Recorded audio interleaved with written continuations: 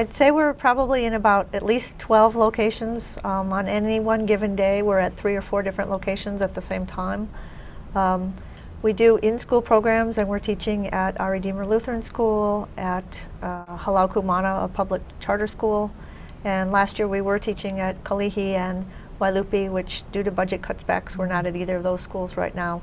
We also have a lot of after-school programs, such as Palolo, Linapuni, Kalihi, Kahala, New Valley, and we have a new program that we're working with called Animated Science, where the kids are going to be doing science projects and we're going to be animating their computer skills. The other part is building community technology centers, and we're in Papakolea, a new great center in Chinatown that's a collaboration of about 8 or 10 nonprofit organizations. And we just received some new funding for the Makiki Community Library, so we're going to be starting a new center there. But you have a program too that you've involved in for seniors, I mean, like going to retirement homes or whatever it may be and try to get a group of people together. Yeah, we're working on expanding in that area.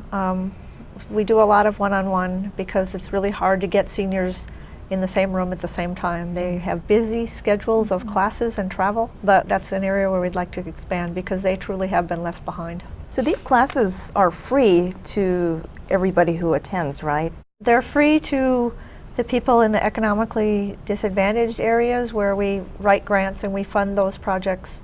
There are paying customers, like for example in Kahala Elementary, it's a after-school enrichment activity and the parents pay for those classes. So it kind of depends on which school and which area. And as far as grants, I know that it's not been exactly the best of times for nonprofits. Have you folks lost any grants or any It's been a tough year this year. We're probably a third of where we normally are at this time, both in our grants and our donations that we solicit, but we keep on plugging and we keep looking for more collaborations, and we've been fortunate that many of the local foundations have funded us, such as McInerney, Atherton, First Hawaiian, and we hope that they'll continue. However, we have seen cutbacks this year. Unfortunately.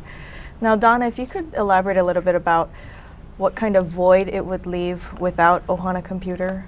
When we first partnered with Ohana Computer, we definitely had a need to have a computer person in there, but it would have taken just too much of our resources to hire somebody to come in and train them and try to find a curriculum to use. So it was just a natural fit to partner with Ohana Computer. We had the need and they had the resources. So if they were to leave our center at this time, it would leave a huge void for us, not only for programming, but resources and financially as well. In their center right now, they have about 800 people using it a week from the community, or a month, excuse me.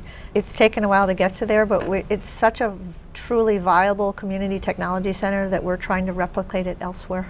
Has anyone, any of the students said, oh, I was able to complete a project at school thanks to my knowledge of computers now, or has anyone said anything of that nature? I think they've learned to use the computer in different ways for many of them. Gigi talked about the animation program. And for those students, because they were not, again, traditional learners, they enjoyed doing arts and hands-on activities. They were actually able to draw a picture and animate it. So, and it boosted a lot of their esteem because maybe they weren't as successful academically or in the book work. Here was an area where they could be successful. Nice. We do hear yesterday, one of the teachers told me, we started up at Our Redeemer and a little child walked in and said, oh goody, it's computer day today, you know. So we get a lot of those encouraging remarks. Oh, that's They like computer. Yeah. And we, at Palama, there was a child that stuck out in my mind that was in the ITCP program, and it was a problem child, but he was really into website design, and he did a really great job, and he went with us on a presentation to the Kalihi Business Association, and he was really proud to be able to do that. So that was pretty cool, and we know that some of those kids who are often truant came because it was computer day also. So it is building academic success for them where they've been failing before. And speaking of academic success, if Natalie, if you could speak on that level. Well, if Ohana Computers was not at Kalihi School, there would be limited opportunities for our students to use the computer.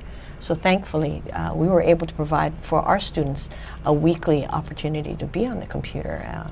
and that was very good for our kids. How big of a part in their school day, school year would computers